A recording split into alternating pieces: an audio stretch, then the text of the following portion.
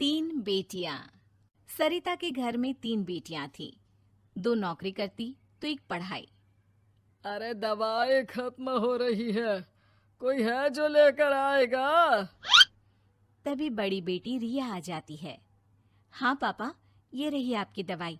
अभी खत्म होने में वैसे 2 दिन बाकी हैं। 2 दिन पहले ना बोले तो कौन सुनेगा? चिल्लाना तो पहले से पड़ता है ना कि सामान खत्म है। अच्छा जल्दी से छोटी चाय बना दे दीदी के लिए। जी माँ। और हाँ, पकोड़े तल लेना, बारिश का मौसम है, मजा आ जाएगा। मैं बाजार से आलू ले आती हूँ माँ, खत्म हो रहे हैं। घर का सारा काम बिल्कुल परफेक्ट चल रहा था।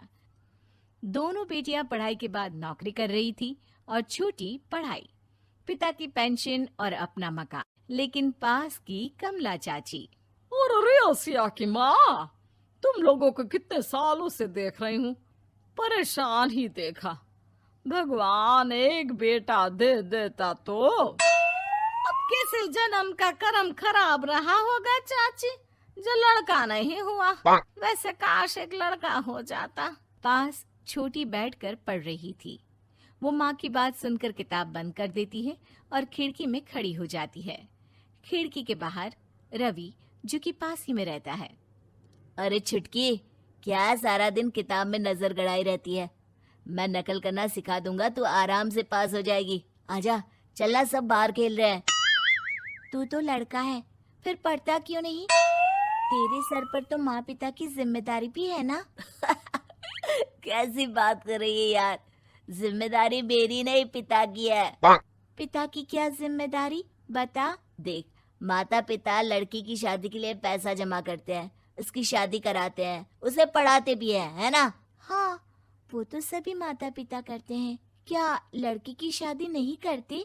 उसकी भी तो करते हैं ना। हाँ करते हैं, लेकिन क्यों, कैसे? सुन, वो लड़के को पढ़ाते हैं इसलिए कि वो बुढ़ापे का सहारा बनेगा। शादी करते हैं कि उसकी बीवी आकर घर संभालेगी। लेकिन बेटियों के लिए कोई स्वार्थ होता है? नहीं ना। तभी तो पैदा होते ही मुंह बन जाता है। अब तू सोच, तू किसी के घर जाए और वो तुझे देखकर मुंह बना ले तो कैसा लगेगा? वो तो पागल होते हैं। बेटियां जीवन भर माँ बाप के लिए सोच ले, लेकिन फिर भी वो उसे अपना नहीं मानते। बेटे दिन रात निखट्टू बने रहे, लेकिन उम्मीद उन लोगों से फिर भी बहुत होती है ना? चल छोड़ना, तू ये बता कि किस जिम्मेदारी की बात कर रहा था तू पिता की? अरे यही कि अगर बेटे को बुढ़ापे का सहारा और रिटर्न के रूप में देख रहे हैं तो इन्वेस्ट भी तो अच्छा करना चाहिए ना। छुटकी समझ जाती है कि समाज की सोच क्या है और चाहे जो हो जाए उसे किताब बंद नहीं करनी। तभी वहाँ बड़ी बेटी आ जाती है। माँ, अरे ओ माँ, ये ले मिठाई खा ले। क्या हो गया?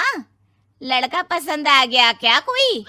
भाई ऐसा हो तो मिठाई ना ही खिला, चली जाएगी तो घर कैसे चलेगा? अरे लड़की को क्या जीवन भर बिठाने का इरादा है?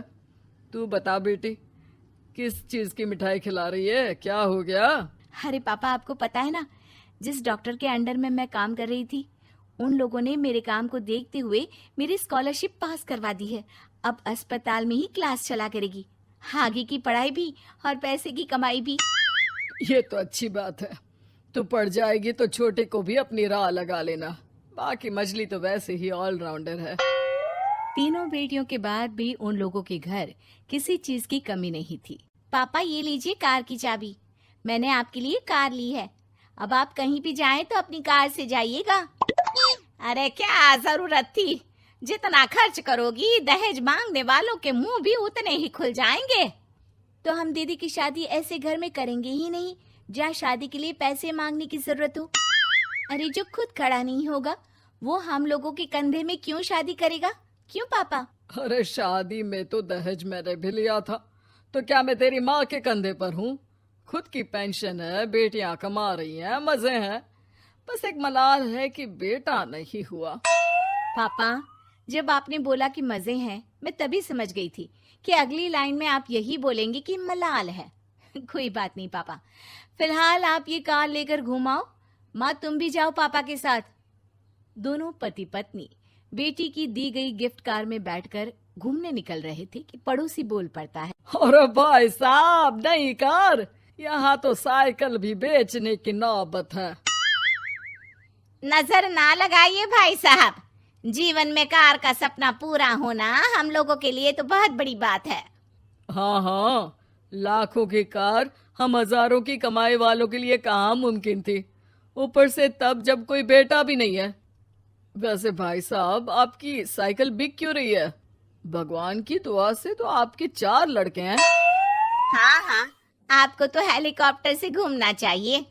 और खाक हेलीकॉप्टर भाई साहब, अब क्या छुपाना, 2 लड़के तो कुछ कमाते ही नहीं, सारा दिन टीवी मोबाइल में लगे रहते हैं। और बड़े 2 जो किसी तरह जिम्मेदार बने भी हैं, बहू के कहने पर 1 पैसा हम लोगों को नहीं देते, ना इज्जत है ना मान सम्मान। हाँ भाई साहब, भाभी बता रही थी, बहू के होते हुए भी नौकरानी की तरह सारा दिन लगी रहती है घर के कामों में। आप किस्मत वाले हैं भाई साहब, जो बेटियां घर के साथ साथ बाहर का काम भी पूरी जिम्मेदारी से संभाल रही हैं। हाँ वो तो है, लेकिन कब तक?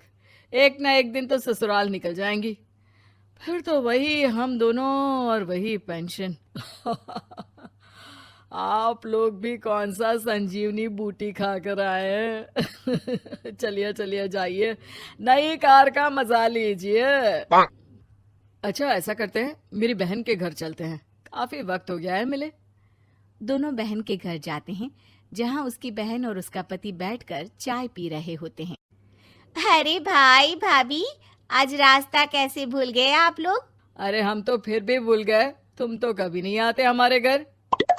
अरे कोई आने का साधन भी नहीं है ना, अब बस से आना हम लोगों के बस की बात तो रही नहीं भाई। अरे दीदी, 2 कार थी आप लोगों की, कहाँ गई? भाभी वो तो जिसकी थी वो ले गया। मतलब? 2 बेटे हम दोनों से अलग हो गए हैं, अपनी कार ले गए, अब हम दोनों अकेले, खुद बनाना खुद खाना। भाई बहन के घर से मिलकर बेटी की गिफ्टेड कार में बैठकर निकल जाते हैं। काश हम लोगों को भी लड़का हो जाता।